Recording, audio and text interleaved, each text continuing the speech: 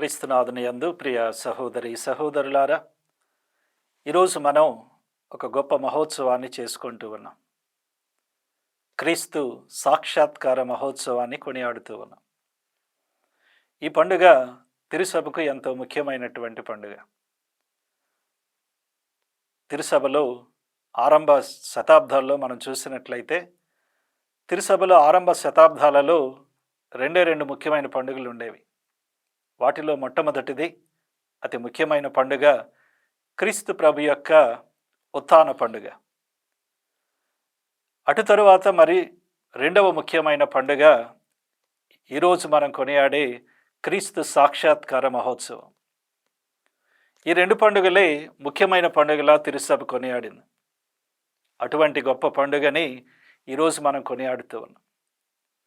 ఎందుకని ఈ పండుగ ఇంత ప్రముఖమైందంటే, క్రిస్మస్ పండుగ రోజు మనం దేవుడు ఒక మానవుడిగా ఈ లోకంలో జన్మించటం చూస్తూ ఉన్నాం. అయితే జన్మించేటువంటి మెస్సయ్య రక్షకుడు కేవలం యూదులకే కాకుండా సమస్త మానవాళికి ఆయన రక్షకుడిగా వచ్చాడని విశ్వాస సత్యం తెలియచేస్తూ ఉంది. క్రిస్మస్ పండుగలో ఆ సంఘటనల్లో కేవలం యూదులు మాత్రమే ఆయన దగ్గరకు రావటం చూస్తున్నాం.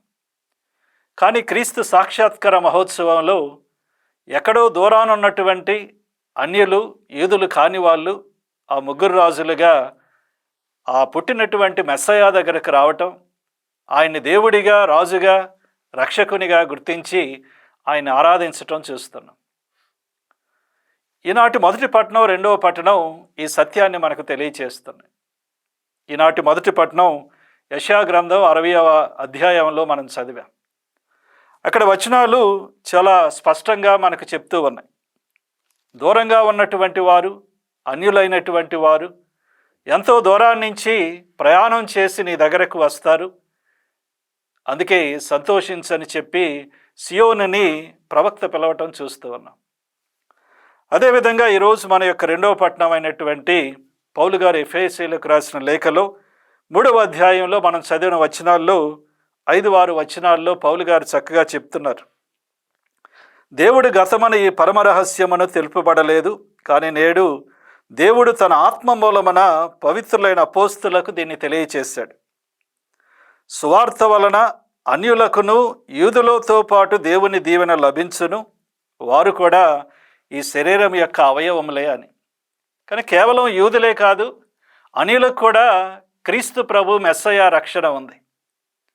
కేవలం యూదులే కాదు, అన్యులు కూడా ఈ దైవ సంఘంలో క్రీస్తు ప్రభు యొక్క దేహంలో వాళ్ళు కూడా సభ్యులని, క్రీస్తు రక్షణ సమస్త మానవాళికి అని పౌలు గారు చెప్తూ ఉన్నారు. ఈ పండుగ యొక్క ముఖ్య ఉద్దేశం ఇది. మానవుడిగా జన్మించినటువంటి ఆ యొక్క క్రీస్తు ప్రభు రక్షకుడు కేవలం ఒక జాతికో, ఒక భాషకో, ఒక తెగకో చెందినవాడు కాదు.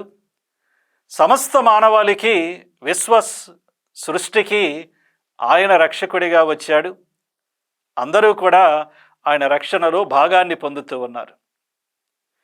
ఈ పండుగనే మనం ముగ్గురు రాజుల పండుగని మామూలుగా పిలుస్తూ ఉంటాం. కనుక దూరంగా ఉన్నటువంటి ఆ ముగ్గురు రాజులు ఒక నక్షత్రాన్ని చూసి ఆ నక్షత్రం చూపినటువంటి త్రోవలో వచ్చి చిట్ట చివరికి ఆ క్రీస్తు ప్రభు పుట్టినటువంటి పశులపాకకు బెత్లెహేముకు చేరుకున్నారు.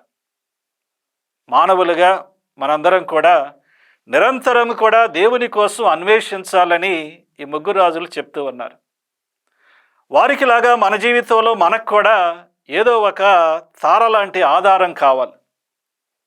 దేవుణ్ణి మనం నిరంతరం కూడా వెదకాలి.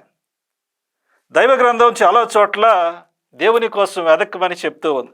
ఉదాహరణకు 27వ కీర్తన 8వ వచనం ఈ విధంగా అంటూ ఉంది: నీవు నాతో నా సన్నిధిలోనికి రమ్ము అని పిలిచితివి, ప్రభు నేను నీ సన్నిధిని వెదకుచున్నాను అని. అదేవిధంగా కీర్తనలో చాలా చోట్ల ఈ విషయాన్ని చూస్తూ ఉన్నాం. 63వ కీర్తన 1వ వచనం ఈ విధంగా అంటూ ఉంది: దేవా నీవు నాకు దేవుడవు, నేను నీ కొరకు ఉబలాట పడుచున్నాను, నీ కొరకు ఆశగొని ఉన్నాను. నీళ్లు లేక ఎండి మాడి ఉన్న నేల వలె నా ప్రాణం నీ కొరకు దప్పిక గొనుచున్నది. కీర్తనల్లో చాలా చోట్ల ఈ విధంగా భక్తుడు దేవుని యొక్క సన్నిధికై దేవుని కోసం వెతుకుతూ ఉన్నట్లుగా మనం చూస్తున్నాం. అదేవిధంగా ద్వితీయోపదేశ కాండంలో మనం చూసినట్లయితే అక్కడ కూడా 4వ అధ్యాయం 29వ వచనం ఈ విధంగా అంటూ ఉంది, మీరు ప్రభుని కోసం వెదుకుదురు, కానీ పూర్ణ హృదయముతో వెదుకురేరి ఆయన మీరు కనుగొంటారని. ముగ్గురు రాజుల వలె దేవుని కోసం అన్వేషిస్తూ దేవుని దగ్గరకు రావాలని ఈ మహోత్సవం మనలందరినీ కూడా పిలుస్తుంది. రెండవదిగా ఆ ముగ్గురు రాజులు ఆ యొక్క నక్షత్రంతో వాళ్ళు వెంబడిస్తూ ఆ రక్షకుని కోసం వెతికినప్పుడు వాళ్ళు మధ్యలో నక్షత్రం వాళ్ళ కనపడకుండా పోయినప్పుడు హేరోదు దగ్గరకు వెళ్ళారు. అయితే హేరోదు వాళ్ళ దారిని మళ్లించే ప్రయత్నాన్ని చేశాడు. మనం కూడా మన జీవితాల్లో దేవుణ్ణి వెతకటానికి ప్రయత్నించినప్పుడు కొన్నిసార్లు దేవునికి వ్యతిరేకమైనటువంటి శక్తులు మన మార్గంలో అడ్డంగా ఉండి మనలను దేవుని నుంచి దూరంగా చేసే ప్రయత్నాన్ని చేస్తాయి. అందుకే మనం శ్రద్ధతో మనల్ని దేవుని దగ్గరికి ఏది నడిపిస్తుంది, దేవుని దగ్గరికి వెళ్ళటానికి ఏది మనకు అడ్డంకిగా ఉంది అని గుర్తించి ఆ అడ్డంకులను తొలగించి దేవుని దగ్గరకు మనల్ని తీసుకువెళ్ళేటువంటి ఆ ఆధారాల మీదే మనం కొనసాగాలి. చివరికి ఈ ముగ్గురు రాజులు క్రీస్తు ప్రభు దగ్గరకు వచ్చినప్పుడు సువార్త ఈరోజు చెప్పినట్లుగా వాళ్ళు క్రీస్తు ప్రభుకు అర్పణలు అర్పించి సాష్టాంగపడి ఆ యొక్క రక్షకుని ఆరాధించినట్లుగా వాక్యం చెప్తుంది. మన జీవితంలో మానవులుగా దేవుని చేత చేయబడిన వారిగా, ఆయన చేత రక్షించబడిన వారిగా నిరంతరము కూడా ప్రభు దగ్గరకు రావాలి. ప్రభు దగ్గరకు వచ్చి దైవ సన్నిధిలో దేవుని ఎదుట సాష్టాంగపడి దేవుణ్ణి నిత్యము ఆరాధించే ప్రయత్నాన్ని మనం చేయాలి. మన జీవితంలో దేవుడు మన కొసగిన దానిని ఆ దేవునికి సమర్పించే ప్రయత్నాన్ని కూడా చేయాలి. మన జీవితాన్ని దేవునికి ఇవ్వాలి. మనకున్నటువంటి వనరులను దేవునికి సమర్పించాలి. మన సమయాన్ని దేవునికి ఇచ్చే ప్రయత్నాన్ని మనం చేయాలి. ఈ విధంగా ఆ ముగ్గురు రాజుల వలె మనం కూడా మన జీవితంలో దేవుణ్ణి వెదకుతూ దారిలో ఉన్న అడ్డంకులను తొలగించుకుంటూ ఆ దేవుని కడకు వచ్చి దేవుణ్ణి మన జీవితాల ద్వారా ఆరాధించి ఆయన మహిమపరిచే ప్రయత్నాన్ని చేయాలి. క్రీస్తు సాక్షాత్కారం మన జీవితాలే సాక్షాత్కారం అని చెప్తూ ఉన్నాయి. 2000 సంవత్సరాల క్రితం ప్రభు అన్యులకు సాక్షాత్కరించాడు. అయితే ఈరోజు నీవు నేను దేవుని సాక్షాత్కారంగా మారాలి. మన జీవితమే దేవుని ఇతరులకు తెలియచేయాలి. మనలో ఉండే విలువలు, మనలో ఉండేటువంటి ఆ యొక్క దైవభక్తి, మనం చూపేటువంటి దయ, ప్రేమ, కనికరం క్రీస్తు ప్రభు యొక్క రక్షణను, ఆయన మహత్వాన్ని లోకానికి మన జీవితాల ద్వారా చాటాలి.